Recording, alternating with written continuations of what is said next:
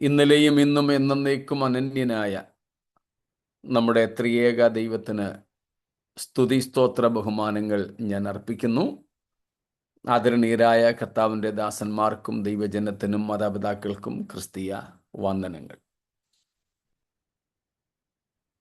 സന്തോഷമുള്ള അധരങ്ങളോടെ നമ്മുടെ ദൈവത്തെ സ്തുതിപ്പാൻ, വാഴ്ത്തുവാൻ, അവിടുത്തെ പാദങ്ങളിൽ നമുക്കിന്നും അഭയം തേടുവാനൊക്കെ ദൈവം അവസരത്തെ തന്നു. ഈ വർഷത്തിൻ്റെ ആദ്യത്തെ ശനിയാഴ്ചയാണ് നാം ദൈവത്തിൻ്റെ വചനം പഠിക്കുവാനായിട്ട് ദൈവസന്നിധിയിൽ കൂടി വന്നിരിക്കുന്നത്. നാളത്തെ സഭായോഗങ്ങൾ അനുഗ്രഹപ്രദമാകട്ടെ, ദൈവ സാന്നിധ്യത്താൽ അലങ്കൃതമാകട്ടെ എന്ന് ദൈവത്തോട് പ്രാർത്ഥിക്കുന്നു. നമ്മളിപ്പോൾ ഇന്നലെ നമ്മൾ പഠിക്കുവാൻ തുടങ്ങിയ എബ്രായ ലേഖനം 2-ാമത്തെ അധ്യായം, അതിൻ്റെ 1 മുതൽ 4 വരെയുള്ള വാക്യങ്ങൾ ഒന്നും കൂടെ വായിച്ചുകൊണ്ട് നമ്മുടെ പഠനം തുടരാം. Therefore, we must pay much closer attention to what we have heard, lest we drift away from it. For since the message declared by angels proved to be reliable, and every transgression or disobedience received a just retribution, how shall we escape if we neglect such a great salvation?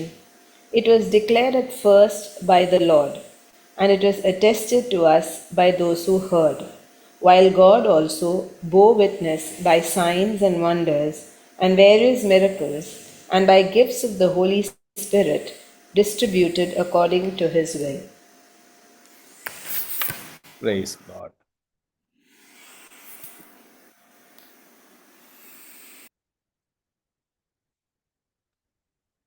Thank you, Annie sister.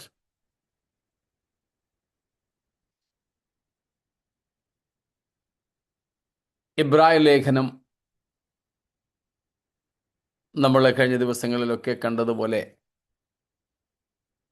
Mathai തുടങ്ങി യോഹന്നാൻ വരെയുള്ള സുവിശേഷ പുസ്തകങ്ങൾക്ക് ശേഷം 5-ാമത്തെ സുവിശേഷ ഗ്രന്ഥമെന്ന് വിളിക്കപ്പെടുന്നു. യേശുക്രിസ്തുവിനെ കുറിച്ചുള്ള വിശാലമായ പഠനം നമുക്ക് ഈ ലേഖനത്തിൽ നിന്ന് ലഭിക്കുന്നു. നാം അറിയുന്നത് പോലെ കർത്താവായ യേശുക്രിസ്തുവിൻ്റെ നിസ്തുലത, അതിശ്രേഷ്ഠത,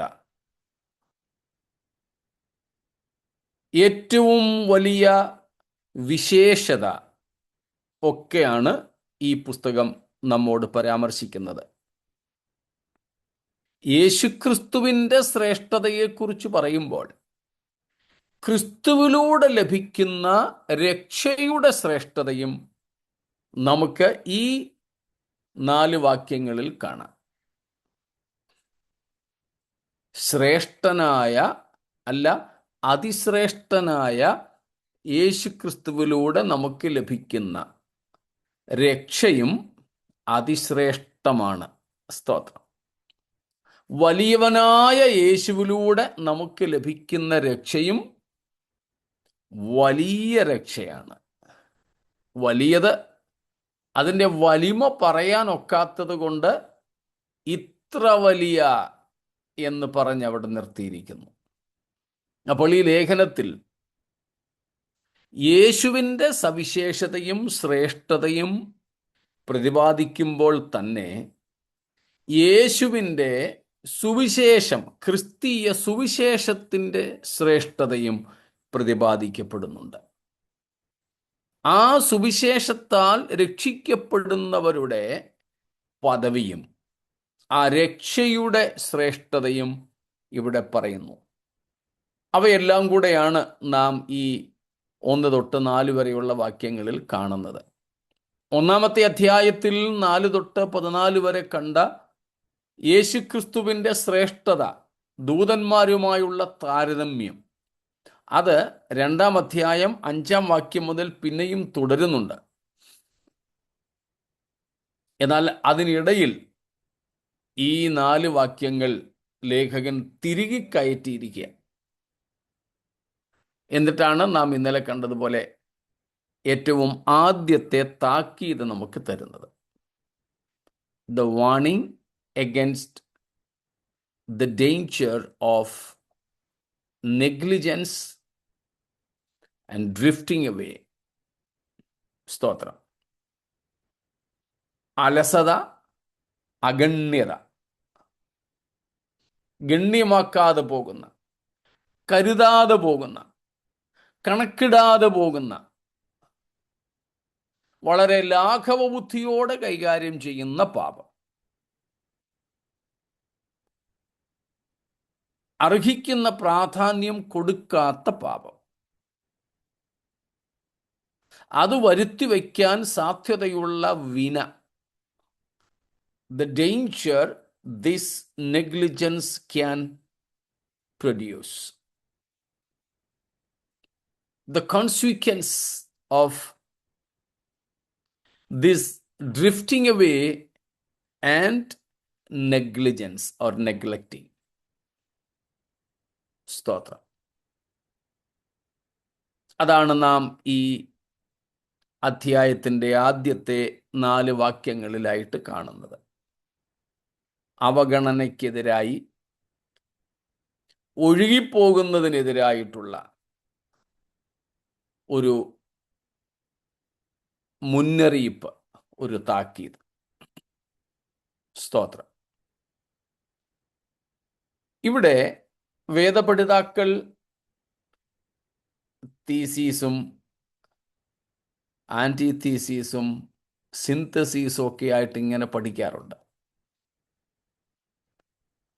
ഈ എബ്രായ ലേഖനത്തെക്കുറിച്ച് വേദപഠിതാക്കൾ, പണ്ഡിതന്മാരെന്ന് പൊതുവെ പറയുന്നവർ, നമ്മൾ അവരെ പഠിതാക്കൾ എന്ന് വിളിക്കുന്നു. വേദപഠിതാക്കൾ എഴുതി വച്ചിരിക്കുന്നതൊക്കെ കാണുകയാണെങ്കിൽ ഈ പറയപ്പെടുന്ന പദങ്ങളാണ് അവരുപയോഗിക്കുന്നത്.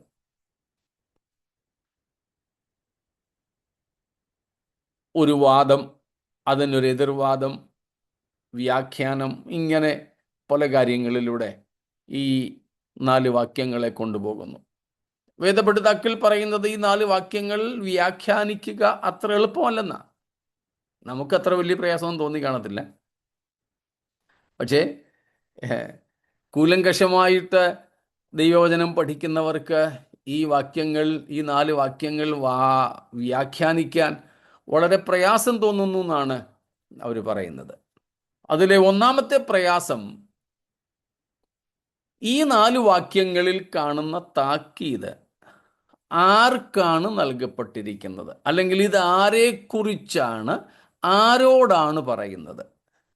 വിശ്വാസികളോടാണോ, അവിശ്വാസികളോടാണോ, പിന്മാറ്റക്കാരോടാണോ, അതോ കാര്യങ്ങളൊക്കെ അറിയാമായിരുന്നിട്ടും ഇനി സമയമുണ്ടല്ലോ എന്നും പറഞ്ഞ് ഇരിക്കുന്നവരോടാണോ? ഇതാണ് ഒന്നാമത്തെ പ്രശ്നം. ഇവിടെ ഈ ഭാഗം ആരോടാണ് പ്രതിപാദിക്കുന്നത്? അതിലേക്ക് പോകുന്നതിന് മുമ്പ് ഇന്നലെ നമ്മൾ പഠിച്ച അതുവരെ എന്തെങ്കിലും ചോദ്യങ്ങൾ ഉണ്ടെങ്കിൽ ചോദിച്ചാട്ടെ, ഇല്ലെങ്കിൽ നമുക്ക് ഈ ഭാഗങ്ങളിലൂടെ മുൻപോട്ട് പോകാം.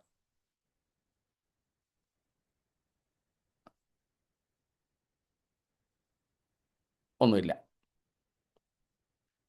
എങ്കിൽ നമുക്ക് ഈ ഭാഗത്തേക്ക് വരാം. നമുക്കെന്ത് തോന്നുന്നു? ഇത് ലേഖകൻ ആരോടാ പറയുന്നേ? അതായത് ഇവിടുത്തെ എഴുത്തുകാർ, ഇവിടുത്തെ വായനക്കാരായിട്ടുള്ളവർ ആരാ? വിശ്വാസികളാണോ, അവിശ്വാസികളായിരിക്കാൻ സാധ്യതയുണ്ടോ, അതോ ഈ 2 കൂട്ടരും ഉണ്ടോ, അതോ പിന്മാറ്റക്കാരാണോ? എന്ത് തോന്നുന്നു? നമ്മുടെ അഭിപ്രായം, നമുക്ക് തോന്നുന്നതും കൂടെ ഒന്ന് പറഞ്ഞ് നമുക്കങ്ങ് ചർച്ച പോലെ അങ്ങ് പോകാം. കേട്ടില്ല.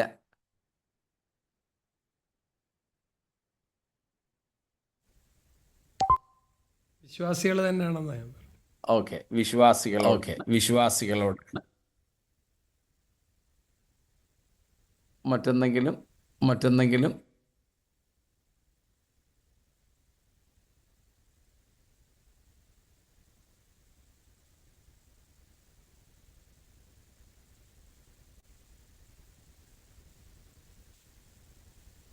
നമുക്ക് നമുക്ക് ഒന്ന് നോക്കാം ഇതിലെ ഹീബ്രു ബിലീവേഴ്സ്.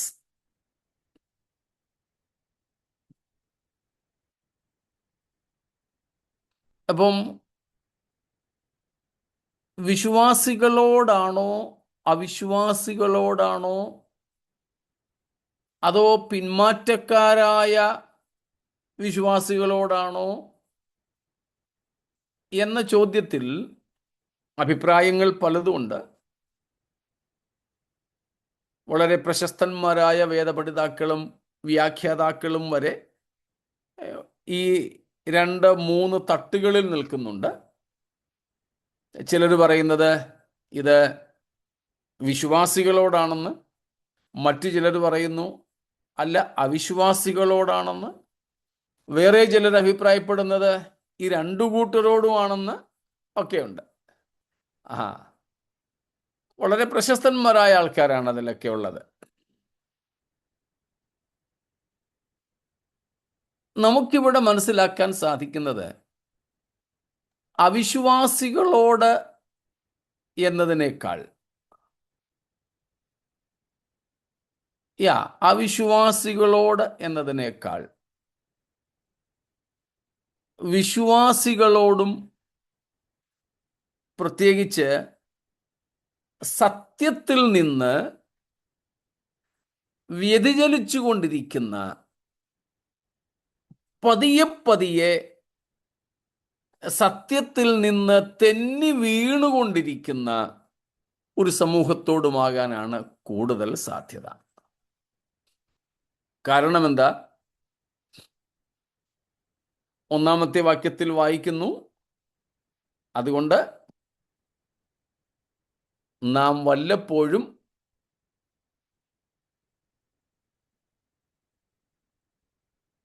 ഒഴുകിപ്പോകാതിരിക്കേണ്ടതിന്.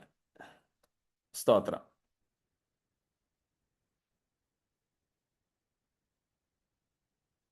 ആംപ്ലിഫൈഡ് വേർഷനിൽ കാണുന്നു, since all this is true,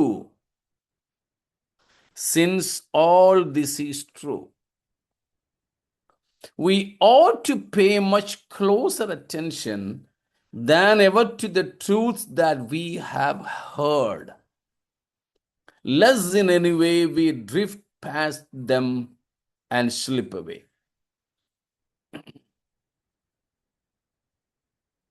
സ്തോത്രം. For this reason. ആംപ്ലിഫൈഡിലെ തന്നെ വേറെ ചില വേർഷൻസിൽ വേറെ ചില ഭാഗത്ത് കൊടുത്തിരിക്കുന്നത് ഫോർ ദിസ് റീസൺ, ഇക്കാരണത്താൽ, therefore എന്ന അതേ അർത്ഥം തന്നെ. സ്തോത്രം. For this reason.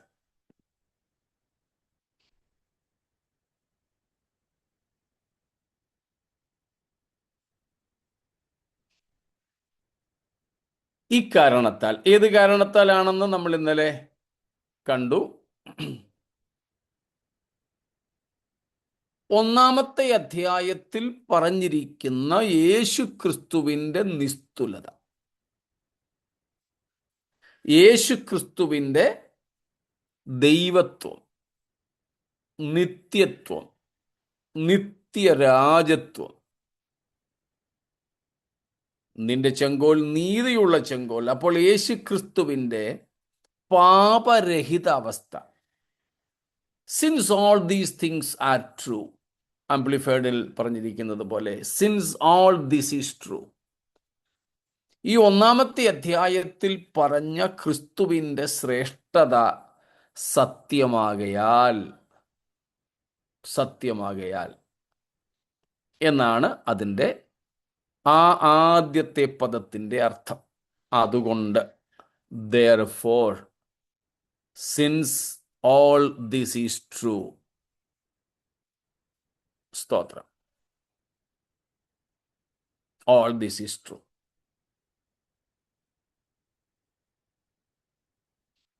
എന്നിട്ട് നാം അവിടെ കാണുന്നത്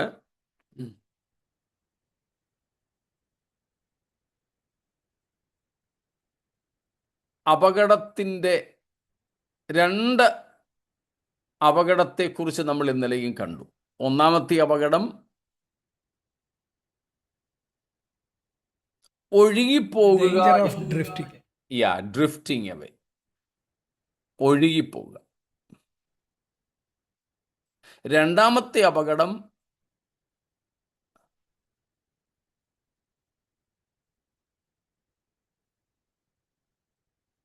രണ്ട് അപകടങ്ങളെക്കുറിച്ചുള്ള മുന്നറിയിപ്പാണ് നമുക്കിവിടെ ഉള്ളത്. They're not taking it seriously, salvation. അങ്ങനെയായാൽ അപകടം എന്തുവാ?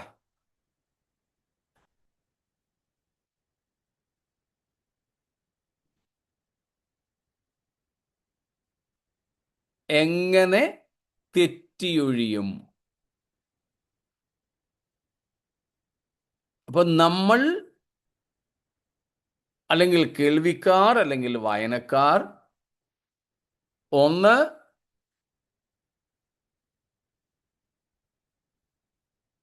ഒഴുകിപ്പോകുവാൻ സാധ്യതയുണ്ട്, രണ്ട് രക്ഷയിൽ നിന്ന് മാറി നിത്യ ശിക്ഷാവിധിക്ക് അർഹരാകാൻ സാധ്യതയുണ്ട്. എങ്ങനെ തെറ്റിയൊഴിയും? എന്തിൽ നിന്ന് തെറ്റിയൊഴിയുമെന്ന?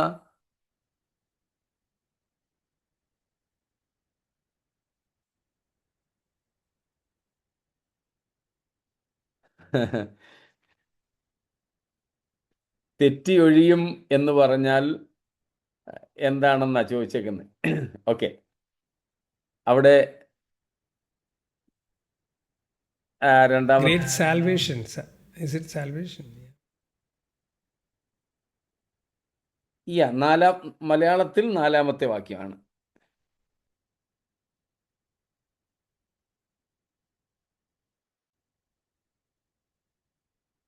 രക്ഷയിൽ നിന്ന് അങ്ങനെ തെറ്റി അല്ല, ഇംഗ്ലീഷിൽ മൂന്നാമത്തെ വാക്യം. ശിക്ഷാവിധിയിൽ നിന്ന് തെറ്റിയൊഴുകുക. ശിക്ഷാവിധിയിൽ നിന്ന് തെറ്റിയൊഴിയും. രക്ഷയെ ഗണ്യമാക്കാതെ പോയാൽ, ഇപ്പൊ നമ്മൾ അവഗണിക്കുന്നത് രക്ഷയെയാണ്. രക്ഷയെ അവഗണിച്ചാൽ കാത്തിരിക്കുന്നതോ ശിക്ഷ എന്നതിനേക്കാളും ഒന്നുകൂടെ നല്ല പദം ശിക്ഷാവിധി എന്നുള്ളതാണ്. ശിക്ഷാവിധി, ശിക്ഷ, ബാലശിക്ഷയും അതിനകത്തിപ്പെടും. അപ്പൊ അതിന് ഇച്ചിരി കട്ടി കുറവാണ്. അതാണ് നാം അവിടെ കാണുന്നത്. മലയാളത്തില് രണ്ടാമത്തെ വാക്യത്തിൽ ഓരോരോ ലംഘനത്തിനും അനുസരണക്കേടിനും ന്യായമായ പ്രതിഫലം പ്രാപിച്ചു. മലയാളത്തിൽ പ്രതിഫലം എന്ന് വന്നതുകൊണ്ട് അതിനെ പോസിറ്റീവായിട്ട് എടുക്കാനാണ് സാധ്യത, സകാരാത്മകമായി കാണാനാണ് സാധ്യത. കാരണം മലയാളത്തിൽ ന്യായമായ പ്രതിഫലം ലഭിച്ചു എന്ന അർത്ഥത്തിന് തെറ്റില്ല. പക്ഷേ പ്രതിഫലം എന്നത് നമ്മൾ പലപ്പോഴും പോസിറ്റീവായിട്ട് എടുക്കാറ്. എന്നാൽ ഇവിടെ ഈ പ്രതിഫലം ലഭിച്ചത് എന്തിനാണ്? ദൈവവചനത്തിൻ്റെ ലംഘനത്തിനും അനുസരണക്കേടിനും. ആ രണ്ട് പദങ്ങൾ നമ്മൾ പിന്നീട് എടുക്കും. ദൈവവചനത്തിൻ്റെ ലംഘനത്തിനും, ട്രാൻസ്ഗ്രഷൻ, ആൻഡ് അനുസരണക്കേട്, ഡിസൊബീഡിയൻസ്, ഇതിന് രണ്ടിനും എന്ത് കിട്ടിയിട്ടുണ്ട്? റെട്രിബ്യൂഷൻ, ന്യായമായ പ്രതിഫലം ലഭിച്ചിട്ടുണ്ട്. Appropriate retribution. ആംപ്ലിഫൈഡിൽ അങ്ങനെ കൊടുത്തിരിക്കുന്നത് അപ്രോപ്രിയേറ്റ് റെട്രിബ്യൂഷൻ.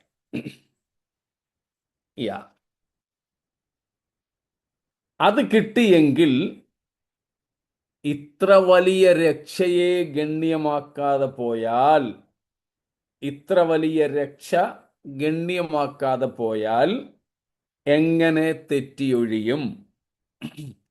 എങ്ങനെ തെറ്റിയൊഴിയും എന്നുള്ളതിനാണ് ഇംഗ്ലീഷിൽ 3-ാം വാക്യത്തിന്റെ തുടക്കത്തിൽ വായിക്കുന്നത്. How shall we escape? തെറ്റിയൊഴിയുക means escaping. How shall we escape appropriate retribution, otherwise punishment, condemnation for neglecting such a great salvation. സ്തോത്രം. അപ്പോൾ 2 അപകടങ്ങൾ. ഒന്ന്, drifting away or slip away. 1-ാമത്തെ വാക്യത്തിൽ നമ്മൾ കാണുന്നു. അടുത്തത്, രക്ഷയെ ഗണ്യമാക്കാതെ പോകുന്നു, അത് നിമിത്തം തെറ്റിയൊഴിയാനൊക്കാത്ത ശിക്ഷാവിധി. ഒരു തരത്തിലും നമുക്ക് രക്ഷപ്പെടുവാൻ കഴിയുകയില്ല. ഇപ്പം ഞാൻ പറഞ്ഞല്ലോ, ഇത് വ്യാഖ്യാനിക്കാൻ പ്രയാസമുള്ള ഒരു ഭാഗമാണെന്ന് നമുക്കങ്ങനെ അങ്ങോട്ട് തോന്നത്തില്ലെങ്കിലും ആഴത്തിലേക്ക് നമ്മൾ ഇറങ്ങുമ്പോൾ വ്യാഖ്യാനത്തിന് പ്രയാസങ്ങൾ നേരിടും. അതിലൊന്നാണ് നമ്മൾ കണ്ടത്, വിശ്വാസികളോടാണോ അവിശ്വാസികളോടാണോ പിന്മാറ്റക്കാരോടാണോ ആരോടാണെന്നുള്ളത്. 2-ാമത്തെ പ്രയാസം, വ്യാഖ്യാനത്തിലുള്ളൊരു പ്രയാസം, ഈ പറയുന്നതിൻ്റെ അർത്ഥം എന്താ എന്ന് വെച്ചാൽ, is it just A warning or it's a warning of loss of rewards? ഇത് വെറും ഒരു മുന്നറിയിപ്പെന്നേ ഉള്ളോ? സൂക്ഷിച്ചൊക്കെ പോകണം കേട്ടോ. അവിടെയൊക്കെ ക്യാമറയും പോലീസും ഒക്കെ കാണും. ഞങ്ങൾ ഇവിടെ നിന്ന് പൂനെക്ക് പോകുമ്പോൾ നേരത്തെയൊക്കെ അങ്ങ് വിട്ടു പോകുമായിരുന്നു. പൂനെ എക്സ്പ്രസ് വേ എന്നും പറഞ്ഞ ഇവിടെ എക്സ്പ്രസ് വേ ഉണ്ട്, നിങ്ങൾക്കറിയായിരിക്കും. 2 വീലേഴ്സ് 3 വീലേഴ്സ് കാളവണ്ടി അങ്ങനെയുള്ള യാതൊന്നുമില്ല. പലയിടങ്ങളിലും 3+3 ലൈൻ ഉണ്ട്, ചിലയിടത്താണെങ്കിൽ 4+4 ഉണ്ട്, 8 ലൈൻ വീതമുണ്ട്. ഈ ലൈനുകളൊക്കെ ഫെൻസ് ചെയ്തിരിക്കുക, അതുകൊണ്ട് പശുവും എരുമയൊന്നും കയറി വരത്തില്ല, വിട്ടു പോകാം. പക്ഷെ പിന്നീട് ഇവർ ക്യാമറകൾ സ്ഥാപിച്ചു. ഇപ്പോൾ ഏതാണ്ട് 19-20 ക്യാമറകളുണ്ട്, സ്പീഡ് ക്യാമറാസ്. സിഗ്നൽ ഒന്നും ഇല്ലാത്തതുകൊണ്ട് പിന്നെ അത് ഒന്നുമില്ല. അപ്പം പോകുന്നവരോടൊക്കെ പറയാറുണ്ട്, കഴിഞ്ഞ പ്രാവശ്യം ഞാൻ പോയപ്പം എനിക്ക് ടിക്കറ്റ് കിട്ടിയതാ, 1000 രൂപ 2000 രൂപ ഓവർ സ്പീഡിന് കിട്ടിയത്, അതുകൊണ്ട് ഇന്നിടത്തൊക്കെ ക്യാമറ ഉണ്ട്, സൂക്ഷിച്ചു പോകണം കേട്ടോ. അപ്പോൾ വെറും ഒരു താക്കീത്, അത്രേ ഉള്ളൂ ഇത്? അതോ അല്ല, അല്ലെങ്കിൽ അടുത്ത 2 ഓപ്ഷൻ ഉണ്ട്. പ്രതിഫലം നഷ്ടപ്പെടും എന്നുള്ളതാണോ? അല്ല, നിത്യനരകമല്ലേ. അല്ലെങ്കിൽ 3-ാമത്തെ ഓപ്ഷനാണ്, രക്ഷ തന്നെ നിങ്ങൾക്ക് അനുഭവിക്കാൻ കഴിയാതെ വരുമോ, നിത്യശിക്ഷാവിധിയുടെ താക്കീതാണോ? ഈ 3 ഓപ്ഷൻസാണ് അവിടെ ഉള്ളത്. ഇപ്പം വ്യാഖ്യാതാക്കൾക്ക് ഉണ്ടാകുന്ന പ്രയാസങ്ങളെക്കുറിച്ചാണ്. നമ്മൾ സാധാരണക്കാരായതുകൊണ്ട് ഒറ്റയടിക്ക് നമുക്ക് പറയാൻ പറ്റി, ഇത് പ്രതിഫലവും വെറും താക്കീതൊന്നുമല്ല, രക്ഷ നഷ്ടപ്പെടുന്ന, നമുക്ക് പ്രശ്നമില്ല. പക്ഷേ ഈ ഒത്തിരി ചിന്തിച്ച് ഒത്തിരി പഠിച്ച് ഓരോ അക്ഷരവും എടുത്തു വെച്ച് വ്യാഖ്യാനിക്കുന്നവർക്ക് ഒരു തീർപ്പിലെത്താൻ പ്രയാസമാണ്. അതുകൊണ്ട് അവർ പറഞ്ഞിരിക്കുന്നത് ഇച്ചിരി പ്രയാസമുള്ള കാര്യമാണെന്ന്. അപ്പോൾ അതിനോടനുബന്ധമായ ചോദ്യങ്ങൾ അവിടെ വരുന്നുണ്ട് വേറെ. ഇത് നിത്യശിക്ഷാവധിയെക്കുറിച്ചും നരകത്തെക്കുറിച്ചുമാണ് പറയുന്നതെങ്കിൽ എന്തേ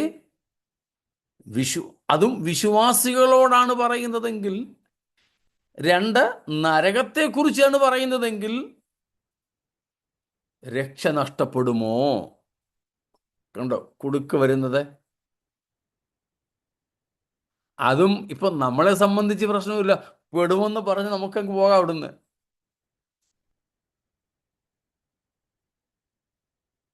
അപ്പം ഇതുപോലെയുള്ള ഒത്തിരി വിഷയങ്ങൾ നമുക്കിവിടെ ഈ 4 വാക്യങ്ങളിൽ കൈകാര്യം ചെയ്യാനായിട്ടുണ്ട്. നമുക്ക് ഓരോന്നോരോന്നായിട്ട് അതിലേക്ക് പോകാമെന്നാണ് ഞാൻ കരുതുന്നത്. ഇപ്പോൾ ഒരു ചെറിയ ആശയം കിട്ടിക്കാണുമായിരിക്കുമല്ലോ ഇതിൻ്റെ ആഴം എത്രയുണ്ടെന്ന്. ശരിയായി വ്യാഖ്യാനിക്കേണ്ടതിൻ്റെ ആവശ്യകത എന്തെന്നൊക്കെ. സ്തോത്രം. അപ്പോ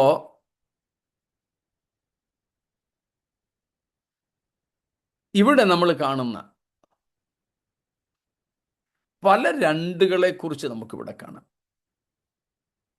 പല രണ്ട്. അതിൽ ഒന്നാമത്തെ രണ്ട് മനസ്സിലായല്ലോ. Many twos are here. Okay, many dualistic thinking.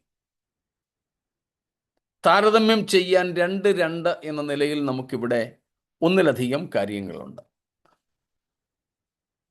അതിലൊന്നാണ്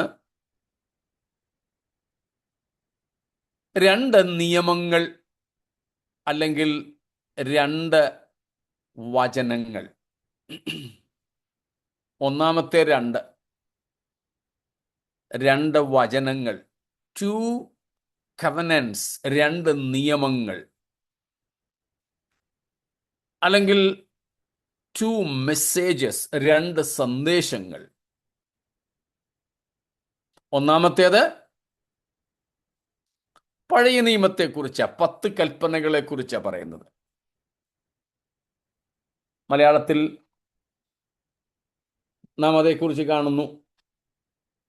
2-ാമത്തെ വാക്യത്തിൽ ദൂതന്മാർ മുഖാന്തരം അരുളി ചെയ്ത വചനം. ദൂതന്മാർ മുഖാന്തരം അരുളി ചെയ്ത വചനം. The message given through angels. സ്തോത്രം. അത് പറയുന്നത് പഴയ നിയമത്തെക്കുറിച്ച്, പ്രത്യേകിച്ചും 10 കൽപ്പനകൾ, 10 കമാൻഡ്മെന്റ്സിനെ കുറിച്ച്.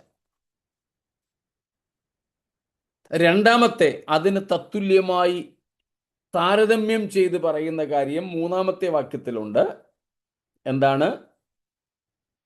കർത്താവ് താൻ പറഞ്ഞു തുടങ്ങിയതും എന്ന് പറഞ്ഞു വരുന്ന 2-ാമത്തെ കാര്യം, അല്ലെങ്കിൽ 2-ാമത്തെ സന്ദേശം. അത് പുതിയ നിയമത്തെക്കുറിച്ചാണ് പറയുന്നത്.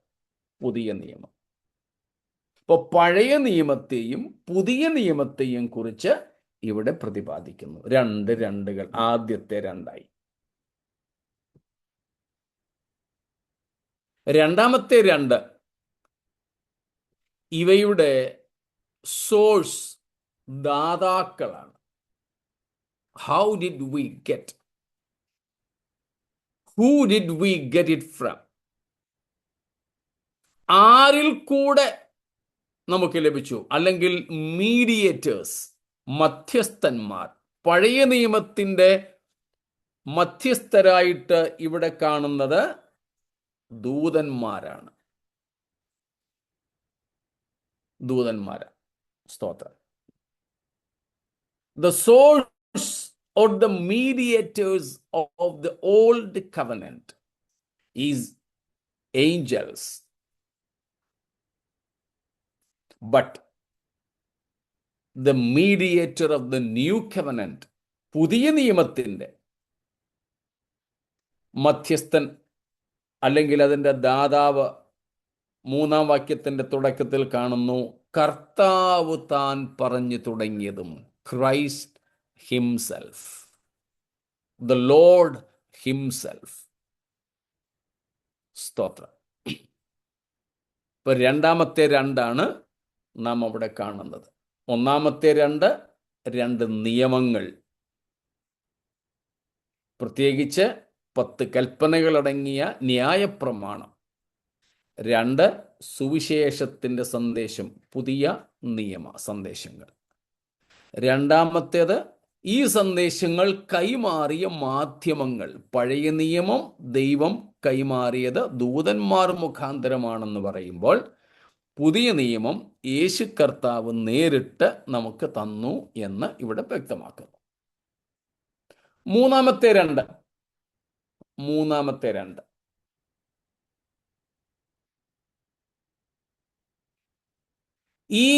ഈ പ്രമാണത്തോട്, ഈ ദൈവവചനത്തോടുള്ള മനുഷ്യരുടെ 2 തരം പ്രതികരണങ്ങൾ. 2 sorts of responses, or 2 sorts of human responses to these covenants.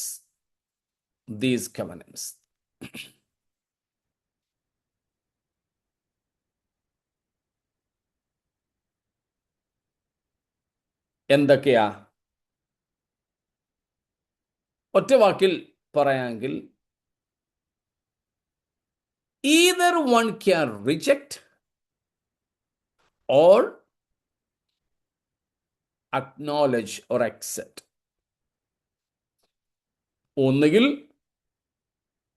വേണ്ടെന്ന് വെക്കാം, നിഷേധിക്കാം. അതിനെയാണ് 2 പ്രത്യേക പദങ്ങൾ കൊണ്ട് 2-ാം വാക്യം പ്രതിപാദിച്ചിരിക്കുന്നത്: ലംഘനം, അനുസരണക്കേട്. സ്തോത്രം. അപ്പോൾ ഒന്നുകിൽ ലംഘിക്കാം, അല്ലെങ്കിൽ അനുസരണക്കേട് കാണിക്കാം, അല്ലെങ്കിൽ അനുസരിക്കാം, സ്വീകരിക്കാം. അതിന് തത്തുല്യമായതാണ് 2-ാമത്തെ നിയമത്തോടുള്ള ബന്ധത്തിൽ പറഞ്ഞിരിക്കുന്നത്: ഒന്നുകിൽ ഗണ്യമാക്കാതെ പോകാം, അല്ലെങ്കിൽ ഗണ്യമാക്കുക എന്ന് പറഞ്ഞാൽ സ്വീകരിക്കുക എന്നർത്ഥം. സ്തോത്രം.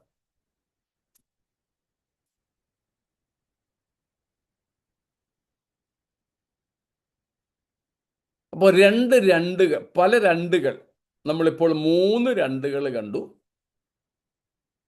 2 എന്ന നിലയിൽ 3 കാര്യങ്ങൾ നമ്മൾ കണ്ടു.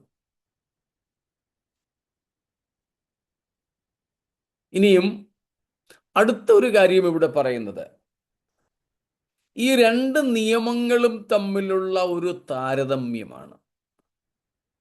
ഏതാ ശ്രേഷ്ഠം?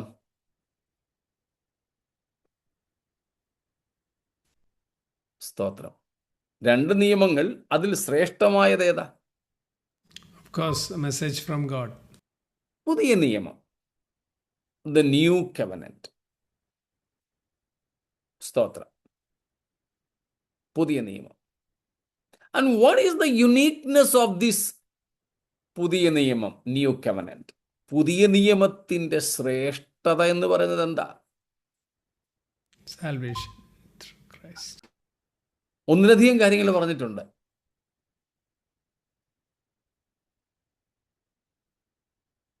മൂന്നാമത്തെ വാക്യത്തിലാണ് അത് പറയുന്നത്.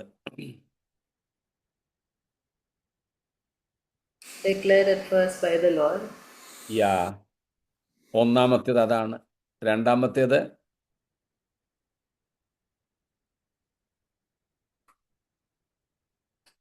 approved by God. ദൈവം തന്നെ എന്ത് ചെയ്തു? സാക്ഷി നിന്നതാണ്. മൂന്നാമത് transmission. How it is transmitted. It has been transmitted through the eyewitnesses or the first hand receivers. കർത്താവായ യേശു ക്രിസ്തു താൻ പറഞ്ഞു തുടങ്ങിയതാണ്. 2, ദൈവം നമുക്ക് സാക്ഷി നിന്ന് അംഗീകരിച്ച് സത്യമെന്ന് ഉറപ്പിച്ച് തെളിയിച്ചു തന്നതാണ്. 3, നമുക്കിത് കൈമാറിയതാരാ? Holy Spirit. അല്ല, Jesus Christ. അല്ല. അവിടെ പറയുന്നു, കേട്ടവർ നമുക്ക് ഉറപ്പിച്ചു തന്നതുമായ യേശുക്രിസ്തുവിൽ നിന്ന് നേരിട്ട് കണ്ടും കേട്ടുമുള്ള eye witnesses, first hand witnesses. കർത്താവിൽ നിന്ന് നേരിട്ട് കണ്ടവർ, കേട്ടവർ എന്ന് വെച്ചാൽ അപ്പോസൽസ്, കർത്താവിൻ്റെ കൂടെ നടന്നവർ. അവരാണ് നമുക്കിത് കൈമാറി തന്നത്. സ്തോത്രം. നാലാമതൊരു പ്രത്യേകത കൂടെ ഈ പുതിയ നിയമത്തിന് അല്ലെങ്കിൽ ഈ രക്ഷയ്ക്കുണ്ട് ഇവിടെ. അതെന്തുവാ? അടയാളങ്ങളാലും അത്ഭുതങ്ങളാലും വിവിധ വീര്യപ്രവൃത്തികളാലും ദൈവത്തിൻ്റെ ഇഷ്ടപ്രകാരം പരിശുദ്ധാത്മാവിനെ നൽകിക്കൊണ്ടും ഈ കാര്യങ്ങളെ നമുക്ക് ഉറപ്പിച്ചു തന്നതാണ്. സ്തോത്രം. അപ്പോൾ കണ്ടോ, 4 പ്രധാനപ്പെട്ട സംഗതികളുണ്ട്. എന്താ? ഈ പുതിയ നിയമത്തിന് അല്ലെങ്കിൽ നമുക്ക് ലഭിച്ചിരിക്കുന്ന രക്ഷയുടെ സന്തോഷത്തിന്, ആ രക്ഷയുടെ വസ്തുതയ്ക്ക് മാറ്റുകൂട്ടുന്നതായി, അതിനെ നിസ്തുലമാക്കുന്നതായി. എന്തൊക്കെയാണ്? ഒന്ന്, ദ വെരി സോഴ്സ്. പഴയ നിയമം കൈമാറിയത് ദൂതന്മാർ മുഖാന്തരമാണെങ്കിൽ ഈ പുതിയ നിയമം നമുക്ക് നൽകപ്പെട്ടിരിക്കുന്നത് കർത്താവിൽ നിന്ന് നേരിട്ടാണ്. കർത്താവ് താൻ പറഞ്ഞു തുടങ്ങിയത്. രണ്ടാമത്തെ പ്രത്യേകത, പുതിയ നിയമത്തിലെ വസ്തുതകളെ ദൈവം തന്നെ നേരിട്ട് അറ്റസ്റ്റ് ചെയ്തിരിക്കുന്നു, അപ്രൂവ് ചെയ്തിരിക്കുന്നു. It's approved by God directly. How? എങ്ങനെയാണ് ദൈവം അപ്രൂവ് ചെയ്തത്? അത്ഭുതങ്ങൾ, അടയാളങ്ങൾ, വീര്യപ്രവൃത്തികളാൽ. സ്തോത്രം.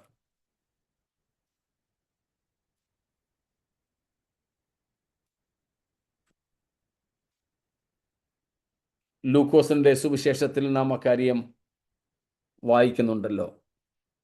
സ്തോത്രം.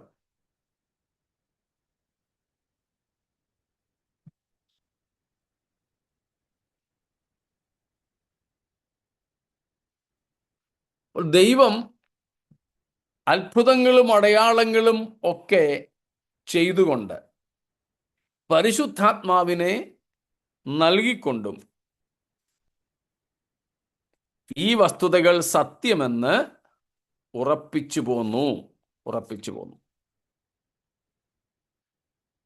അപ്പോൾ ദൈവം അംഗീകരിച്ച സംഗതിയാണ്. മർക്കോസിന്റെ സുവിശേഷം 16-ാം അധ്യായത്തിന്റെ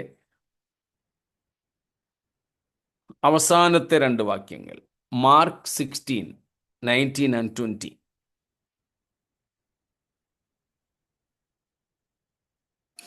So then the Lord Jesus, after he had spoken to them, was taken up into heaven and sat down at the right hand of God. And they went out and preached everywhere, while the Lord worked with them and confirmed the message by accompanying signs. സ്തോത്രം. ഇതിനെക്കുറിച്ചാണ് പറഞ്ഞിരിക്കുന്നത്.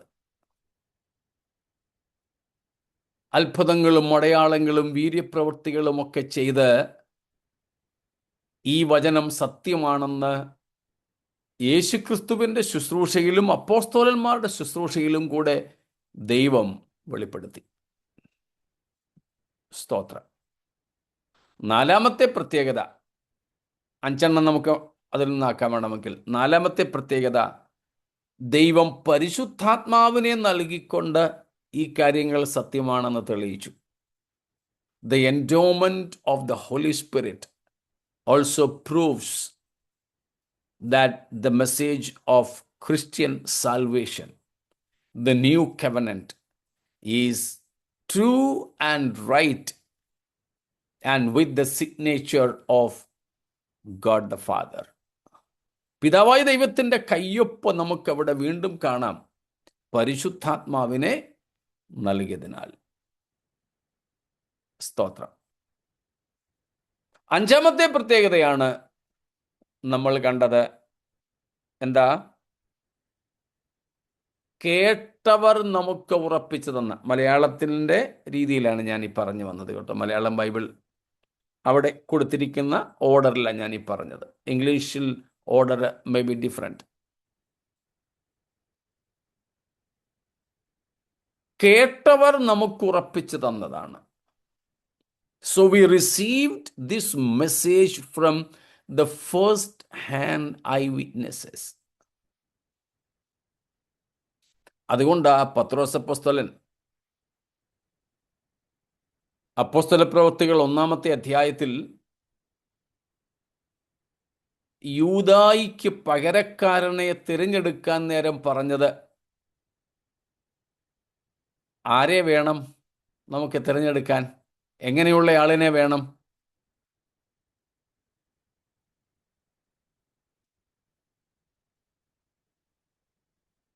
ഇത് കൂടെ നിങ്ങളില്ലേ? 1-ാമത്തെ അധ്യായം അപ്പോസ്തല പ്രവൃത്തികൾ.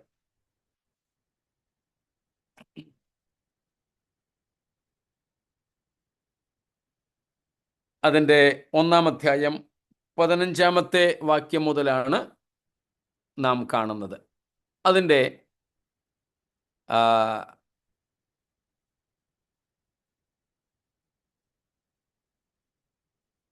17 തൊട്ട് യൂദായെ സംബന്ധിച്ചുള്ള പ്രവചനങ്ങളെക്കുറിച്ച് പറയുന്നു. എന്നിട്ട് അതിൻ്റെ 21-ാമത്തെ വാക്യം മുതൽ ഒന്ന് വായിച്ചോളൂ. 21 ഫോളോയി. So one of the men who have accompanied us during all the time that the Lord Jesus went in and out among us, beginning from the baptism of John until the day when he was taken up from us, one of these men must become with us a witness to his resurrection. കണ്ടോ?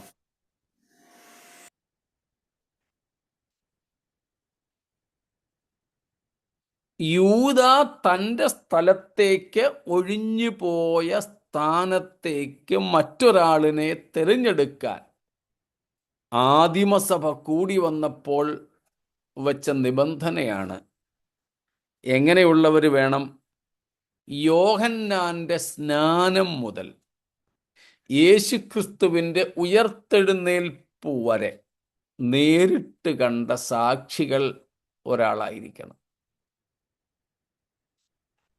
അവരാണ് നമുക്ക് ഇത് പകർന്നു തന്നിരിക്കുന്നത്. അപ്പോൾ പുതിയ നിയമത്തിൻ്റെ പ്രത്യേകത, the uniqueness of the new covenant, the uniqueness of the Christian salvation message, the superiority of the new covenant over the old covenant. These are the 5 things. ഈ 5 കാര്യങ്ങളാണ് പുതിയ നിയമത്തിന് പഴയ നിയമത്തിൻ്റെ മേലുള്ള ശ്രേഷ്ഠത. പുതിയ നിയമത്തിലെ രക്ഷാ സന്ദേശത്തിന് പഴയ നിയമത്തിലെ ന്യായപ്രമാണത്തിൻ്റെ മേലുള്ള ശ്രേഷ്ഠത. ഒരു കമ്പാരിസൺ, ഒരു താരതമ്യ പഠനം ഇവിടെ ലേഖകൻ നടത്തിയിട്ട് പറഞ്ഞിരിക്കുക. ഇത്രയും കാര്യങ്ങൾ വ്യക്തമാണോ? എന്തെങ്കിലും ആവർത്തിക്കേണ്ടതുണ്ടോ?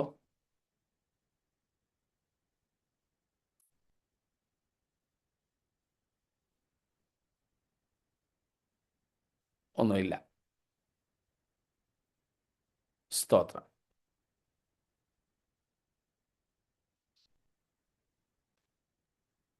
അപ്പം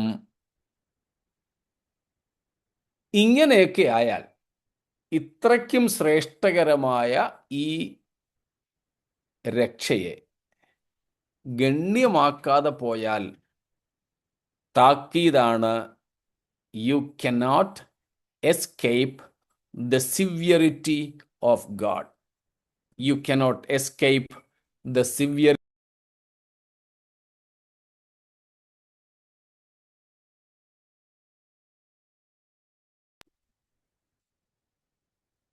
If you neglect such a great salvation, such great a salvation, you cannot escape the wrath of God. You cannot escape the righteous dealing of God. If you neglect such a great salvation, how can you escape the condemnation of God? സ്തോത്രം. അതാണ് ഈ ഭാഗങ്ങളിൽ നമ്മൾ കാണുന്നത്. സ്തോത്രം. അപ്പൊ രണ്ട് അപകടങ്ങൾക്ക് സാധ്യത. ഒന്ന്, കേട്ട സത്യത്തിൽ നിന്ന് ഒഴുകിപ്പോകാനുള്ള സാധ്യത. രണ്ട്, അങ്ങനെ ഇതിനെ നിസ്സാരമായിട്ട് കണ്ടാൽ നിത്യശിക്ഷാവിധിയിൽ നിന്നും തെറ്റി ഒഴിയാതിരിക്കാനുള്ള സാധ്യത. ഈ രണ്ട് മാരകമായ അപകടങ്ങൾ മുൻപിലുണ്ടെന്ന് ഓർമ്മപ്പെടുത്തുകയാണ് ഇവിടെ ലേഖനകർത്താവ്. സ്തോത്രം.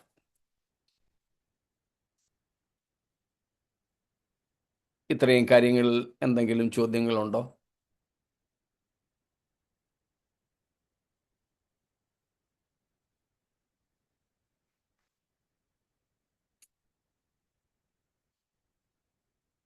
ഒന്നുമില്ല.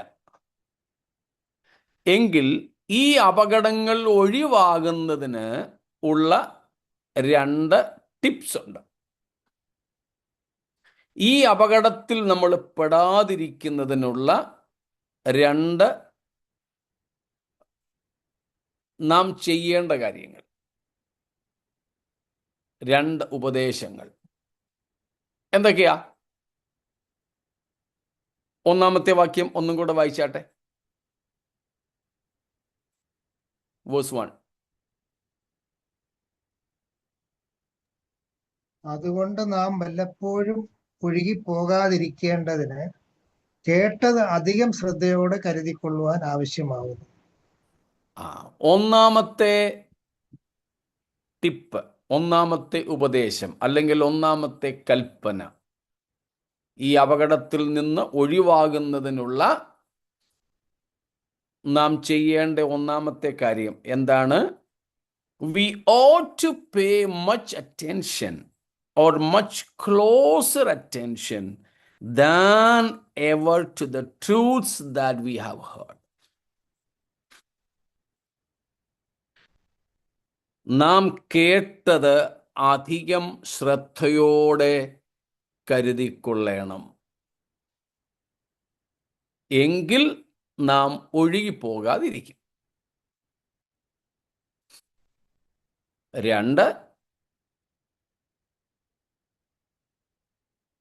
നാലാമത്തെ വാക്യത്തിൽ നാം കാണുന്നത് പോലെ ഇത്ര വലിയ രക്ഷയെ ഗണ്യമാക്കാതെ പോകരുത്. അഥവാ ഇത്ര വലിയ രക്ഷയെ നാം ഗൗരവമായി കാണണം. രക്ഷയ്ക്ക് അർഹമായ ഗൗരവം നാം കൊടുക്കണം. സ്തോത്രം. അർഹമായ ഗൗരവം. സ്തോത്രം. അപ്പൊ ഈ രണ്ട് കാര്യങ്ങളാണ് നാം ഈ അപകടം തരണം ചെയ്യുന്നതിന് വേണ്ടിയിട്ട് ചെയ്യേണ്ടത്? ഒന്ന്, കേട്ടത് അധികം ശ്രദ്ധയോടെ കരുതണം. രണ്ട്, ക്രൈസ്തവ രക്ഷയെ വളരെ ഗൗരവമുള്ളതായി പരിഗണിക്കണം. സ്തോത്രം.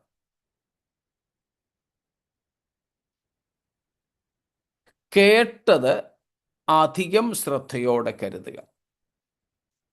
ഒന്നാമത്തെ വാക്യത്തിലേക്ക് നമ്മൾ വരിക. കേട്ടത്, അതുകൊണ്ട് എന്നുള്ളതിൻ്റെ അർത്ഥം നമ്മൾ കണ്ടു. നാം എന്ന് അവിടെ പറയുന്നത് കൊണ്ട്, നാം എന്നവിടെ പറയുന്നത് കൊണ്ട് വായനക്കാരാരാണെന്ന് മനസ്സിലാക്കാൻ വലിയ പ്രയാസമില്ല. ലേഖകനും തന്നെത്താൻ എഴുത്തുകാരോട് ഒപ്പം നിർത്തിയിരിക്കുന്നു. സ്തോത്രം. Verse number 1 says we ought to, we. Because the writer, the apostle, also includes him among the readers, the recipients. We can understand this is not to a group of unbelievers, but to a group of believers, maybe those who were at the very brink of swifting away or slipping away. പിന്മാറിപ്പോകുന്നതിൻ്റെ വക്കോളം എത്തിച്ചേർന്ന വിശ്വാസ സമൂഹത്തോടായിരിക്കണം അപ്പോസ്തലൻ ഈ കാര്യങ്ങൾ പറയുന്നത്. തികച്ചും അവിശ്വാസികളോടല്ല. വിശ്വാസികളും പിന്മാറ്റക്കാരും ഉൾപ്പെടെയുള്ള ഒരു സമൂഹത്തോടാണ്. അവിടെ വിശ്വാസികളും കൂടെ ഉള്ളതുകൊണ്ടാണ് അപ്പോസ്തലൻ തന്നെയും കൂടെ അവരുടെ കൂട്ടത്തിൽപ്പെടുത്തി നാം എന്ന് പറഞ്ഞിരിക്കുന്നത്. നാം. സ്തോത്രം. അപ്പൊ നാം എന്താണ് കേട്ടത്? അധികം ശ്രദ്ധയോടെ കരുതണമല്ലോ. കേട്ടത് അധികം ശ്രദ്ധയോടെ കരുതണം. അപ്പോൾ എന്താ നമ്മൾ കേട്ടത്? About Jesus Christ's deity and superiority. Yes. Of course. About the very person and the work of Christ. യേശുക്രിസ്തുവിൻ്റെ ആളത്വത്തെക്കുറിച്ചും യേശുക്രിസ്തുവിൻ്റെ നിസ്തുലമായ രക്ഷണീയ പ്രവൃത്തികളെക്കുറിച്ചുമാണ് കേട്ടത്. നാം കേട്ടത്. സ്തോത്രം. അതും പ്രത്യേകിച്ച് നമ്മെ രക്ഷയ്ക്ക് പ്രാപ്തരാക്കുന്ന തരത്തിൽ, നമ്മെ രക്ഷയ്ക്ക് പ്രാപ്തരാക്കുന്ന വിധത്തിൽ നാം കേട്ടത്, നാം കേൾക്കുന്നത് ആരെക്കുറിച്ചാ? യേശുവിനെ കുറിച്ച്. സ്തോത്രം. ഇപ്പൊ നമ്മെ രക്ഷയ്ക്ക് യോഗ്യരാക്കി തീർക്കുന്ന വാർത്ത എന്നത് യേശുവാ. ഇപ്പൊ ക്രിസ്തുവിനെ കുറിച്ച് നമ്മൾ കേൾക്കുന്നതാണ് ഏറ്റവും അധികം ശ്രദ്ധയോടെ കരുതിക്കൊള്ളേണ്ടത്. ക്രിസ്തുവിനെ കുറിച്ചുള്ള സന്ദേശം അത്രയ്ക്കും പ്രാധാന്യമുള്ളതാണ്. നമ്മുടെ സഭകളിൽ നമുക്ക് യേശുക്രിസ്തുവിനെ കുറിച്ച് ഏറെ പ്രസ്താവിക്കേണ്ടതുണ്ട്, പ്രസംഗിക്കേണ്ടതുണ്ട്. ക്രിസ്തുവിനെ കുറിച്ച്, യേശുവിൻ്റെ ആളത്വത്തെക്കുറിച്ച്, യേശുക്രിസ്തുവിൻ്റെ മാഹാത്മ്യത്തെക്കുറിച്ച്, യേശുക്രിസ്തുവിൻ്റെ ജീവിതത്തെക്കുറിച്ച്, ശുശ്രൂഷയെക്കുറിച്ച്, സ്വഭാവത്തെക്കുറിച്ച്, രക്ഷണ്യ പ്രവൃത്തിയെക്കുറിച്ച് ഒക്കെ നമുക്ക് പഠിക്കുവാനും പ്രസംഗിക്കുവാനും ഉണ്ട്.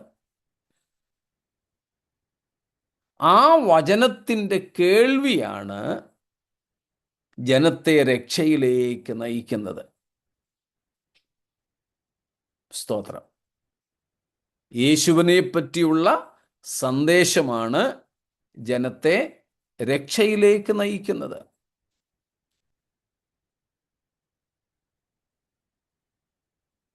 അത് നാം ഏറെ ശ്രദ്ധയോടെ കരുതിക്കൊള്ളണം.